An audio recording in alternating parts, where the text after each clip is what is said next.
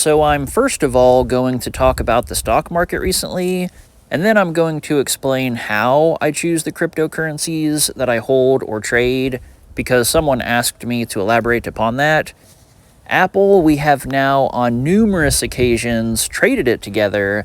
I've also recommended holding some longer term for whenever it recovers. I just took another 100% gain on my new call option today that I bought a day or two ago. I'm glad I sold it now that it pulled back. I would say it's time to buy in again for another trading or holding opportunity, but keep in mind that the overall market is pulling back right now because of mounting fears of the economy and Federal Reserve in general, so it's possible that support will be broken. Just like with Unity, I was buying recently at 25 to hold long term. Now I may get a chance to buy it even cheaper. I'm hoping that HUT drops back to $6 to $8 per share, then I'll buy it again. Mara, I started buying because it's a great price, especially to hold long term, but I'm taking it slow because it may now drop even lower.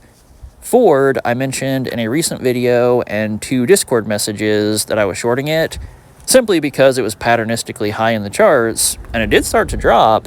Now it's dropping even more because of the overall fear. Eventually, I'll switch back to long-term holding it, however. So next, this is basically how I choose the cryptocurrencies that I hold or trade.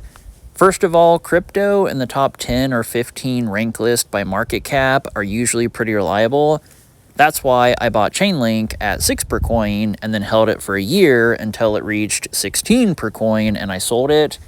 The bear market was an obvious good opportunity for buying pretty much any coin, as it was obvious from the past that most coins would recover or at least bounce a lot at some point, and obviously countless coins have moved up nicely.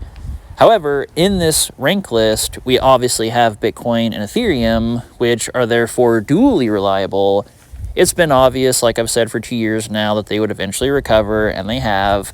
I'd also say they'll probably double or triple in value by the end of 2025. So you can hold coins like Bitcoin and Ethereum and make pretty good returns, almost guaranteed.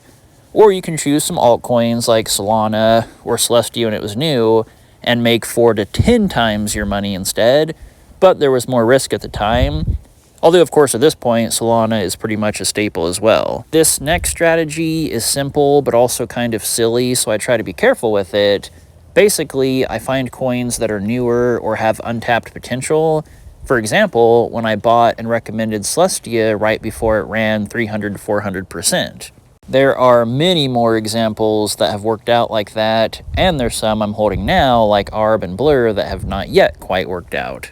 I also simply pick coins that I believe in, like Aptos and Polkadot, which have finally doubled or tripled in value, like I've been saying to hold for. Some coins have nice purposes or future, like Mana or Sand with the metaverse, or Solana with NFTs, or coins that pay nice interest rates. There's also coins I'm simply taking a chance on because they're popular, like Shiba. The point is, I diversify, I buy different amounts of many different coins, and you should simply pick coins you believe in, especially if they're reliable or have a future, then you're all the more likely to make something from it, especially now. Lastly, I've also mentioned before that if you can find a pretty good looking coin before it launches, or even like on the doggy market where they exist but haven't been listed on major platforms yet, sometimes you can easily make nice returns getting in early. All of that information so far, of course, pertains to holding crypto. As for trading crypto, I simply look for patterns in the charts like with stocks. For example, Compound is a crypto that we traded together a few times because of its patterns and overall reliability.